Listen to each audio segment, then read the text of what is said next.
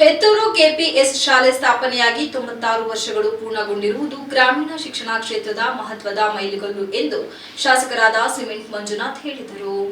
ಹೆತ್ತೂರು ಹೋಬಳಿಯ ಕರ್ನಾಟಕ ಪಬ್ಲಿಕ್ ಶಾಲೆ ಹೆತ್ತೂರು ಇಲ್ಲಿ 2026ರ ವಾರ್ಷಿಕ ಸಮಾರಂಭವನ್ನು ಹೆತ್ತೂರು ಕೆಪಿಎಸ್ ಕಲಾ ವೈಭವ ಎಂಬ ಹೆಸರಿನಲ್ಲಿ ಶಾಲಾ ವಾರ್ಷಿಕೋತ್ಸವ ಕಾರ್ಯಕ್ರಮವನ್ನು ಅದ್ದೂರಿಯಾಗಿ ಆಯೋಜಿಸಲಾಗಿತ್ತು. ಸಮಾರಂಭದ ಅಧ್ಯಕ್ಷತೆಯನ್ನು ಸನ್ಮಾನ್ಯ ಶಾಸಕರಾದ ಸಿಮೆಂಟ್ ಮಂಜುನಾಥ್ ವಹಿಸಿಕೊಂಡು ಕಾರ್ಯಕ್ರಮವನ್ನು ಉದ್ದೇಶಿಸಿ ಮಾತನಾಡಿದರು. ಈ ಶಾಲೆಯಿಂದ ವಿದ್ಯಾಭ್ಯಾಸ ಪಡೆದ ಸಾವಿರಾರು ವಿದ್ಯಾರ್ಥಿಗಳು ಇಂದು ದೇಶಾದ್ಯಂತ ಉನ್ನತ ಹುದ್ದೆಗಳಲ್ಲಿ ಸೇವೆ ಸಲ್ಲಿಸುತ್ತಿದ್ದು, ಹೆತ್ತೂರು ಕೆಪಿಎಸ್ ಶಾಲೆಯ ಹೆಸರನ್ನು ಗೌರವದಿಂದ ಎತ್ತಿ ಹಿಡಿದಿದ್ದಾರೆ. ಹೈಕೋರ್ಟ್ ನ್ಯಾಯಾಧೀಶರಾದ ಸಂದೇಶ್ ಅವರು ಕೂಡ ಇದೇ ಶಾಲೆಯ ಹಳೆಯ ವಿದ್ಯಾರ್ಥಿಯಾಗಿದ್ದಾರೆ ಎಂದು ಹೆಮ್ಮೆ ವ್ಯಕ್ತಪಡಿಸಿದರು.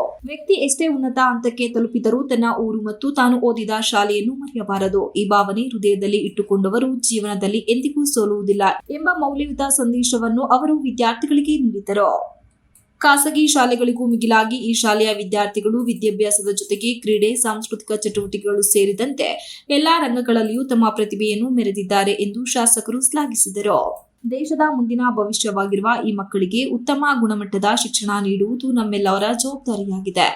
ಭಾರತ ದೇಶಕ್ಕಾಗಿ ಹೋರಾಟ ಮಾಡುವಂತಹ ಮಣ್ಣಿನ ಇತಿಹಾಸವನ್ನು ಅರಿತು ಸಂಸ್ಕಾರ, ಸಂಸ್ಕೃತಿಯ ಗೌರವಿಸುವ ವಿದ್ಯಾರ್ಥಿಗಳನ್ನು ರೂಪಿಸಬೇಕು ಎಂದು ಕರೆ ನೀಡಿದರು.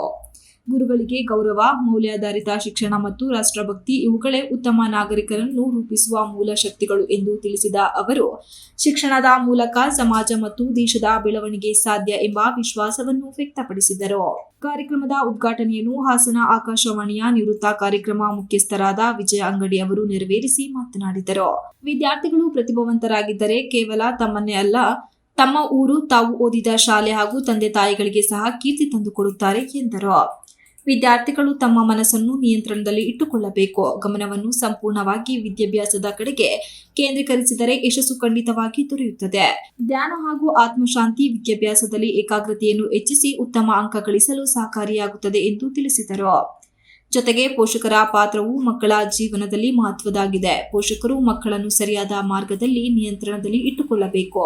ಪೋಷಕರ ನಡವಳಿಕೆಗಳು ಮಕ್ಕಳ ಮೇಲೆ ನೇರ ಪರಿಣಾಮ ಬೀರುತ್ತವೆ. ಮಕ್ಕಳ ಮುಂದೆ ಮದ್ಯಪಾನ ಹಾಗೂ ಮಾಂಸಾಹಾರ ಸೇವನೆ ಮಾಡುವಂತಹ ವರ್ತನೆಗಳನ್ನು ತೊರೆಯಬೇಕು ಎಂದು ಸಲಹೆ ನೀಡಿದರು.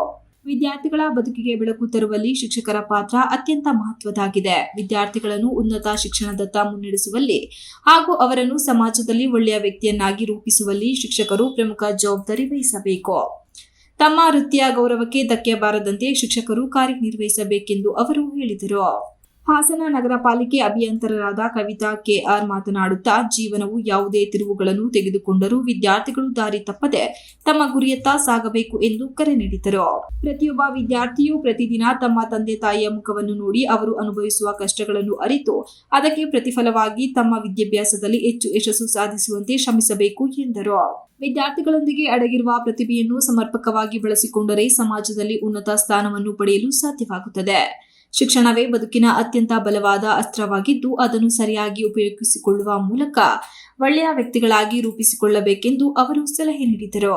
ಈ ಸಂದರ್ಭದಲ್ಲಿ ಶಿಕ್ಷಣಕ್ಕೆ ಹೆಚ್ಚಿನ ಸಹಕಾರ ನೀಡುತ್ತಿರುವ ಜ್ಞಾನ ಸಮೃದ್ಧಿ ಚಾರಿಟಬಲ್ ಟ್ರಸ್ಟ್ ಸಂಸ್ಥಾಪಕರಾದ ಕಾಮನಹಳ್ಳಿ ತೀರ್ಥಾನಂದ ಅವರಿಗೆ ಧನ್ಯವಾದಗಳನ್ನು ತಿಳಿಸಿದರು.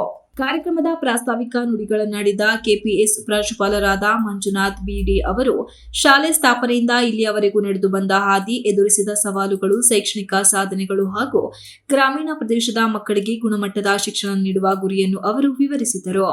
ಶಿಕ್ಷಕರ ಶ್ರಮ, ಪಾಲಕರ ಸಹಕಾರ ಮತ್ತು ವಿದ್ಯಾರ್ಥಿಗಳ ಪರಿಶ್ರಮದಿಂದಲೇ ಇಂದು ಕರ್ನಾಟಕ ಪಬ್ಲಿಕ್ ಶಾಲೆ ಹೆತ್ತೂರು ಒಂದು ಮಾದರಿ ಶಾಲೆಯಾಗಿ ಬೆಳೆಯುತ್ತಿದೆ ಎಂದು ಅವರು ತಿಳಿಸಿದರು.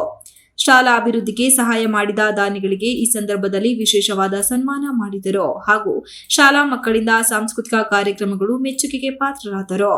ವೇದಿಕೆಯಲ್ಲಿ ದಾನಿಗಳು ಹಾಗೂ ಜ್ಞಾನ ಸಮೃದ್ಧಿ ಚಾರಿಟೇಬಲ್ ಟ್ರಸ್ಟ್ ಪ್ರವರ್ತಕರಾದ ಕಾಮನಹಳ್ಳಿ ತೀರ್ಥಾನಂದ ಕೀರ್ತಿ, ಹೆತ್ತೂರು ಗ್ರಾಮ ಪಂಚಾಯಿತಿ ಅಧ್ಯಕ್ಷರಾದ ಎಚ್.ಎಸ್. ನಾಗರಾಜ್, ಶಾಲಾ ಅಭಿವೃದ್ಧಿ ಸಮಿತಿ ಅಧ್ಯಕ್ಷರಾದ ಹರೀಶ್ ಕರಡಿಗಾಲ, ಹಳೆ ವಿದ್ಯಾರ್ಥಿ ಸಂಘದ ಅಧ್ಯಕ್ಷರಾದ ಹೇಮಂತ್ ಕುಮಾರ್, ಶಾಲೆಯ ಉಪಪ್ರಾಂಶುಪಾಲರಾದ ಭಾಸ್ಕರ್ ಬಿ, ಕೆಪಿಎಸ್ ಶಾಲೆಯ ಮುಖ್ಯೋಪಾಧ್ಯಾಯರಾದ ಸತೀಶ್ ಎಚ್.ಕೆ, ರಮೇಶ್ ಎಚ್.ಪಿ, ನಿವೃತ್ತ ದೈಹಿಕ ಶಿಕ್ಷಕರಾದ ಪ್ರಕಾಶ್ ಎಚ್.ಪಿ, ಆರೋಗ್ಯ ಇಲಾಖೆಯ ನಿವೃತ್ತ ಸಹಾಯಕ ಆಡಳಿತಾಧಿಕಾರಿಗಳಾದ ಕುಮಾರಸ್ವಾಮಿ ಎಚ್.ಎ, ಸಮಾಜ ಸೇವಕರಾದ ಒಳಲಳ್ಳಿ ಅಶ್ವಥ್, ಅತ್ತಿಗನಹಳ್ಳಿ ಸತೀಶ್ ಎಸಿ ಉಪಸ್ಥಿತರಿದ್ದರು.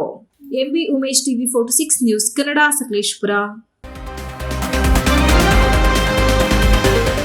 You are watching TV 46 News Kannada.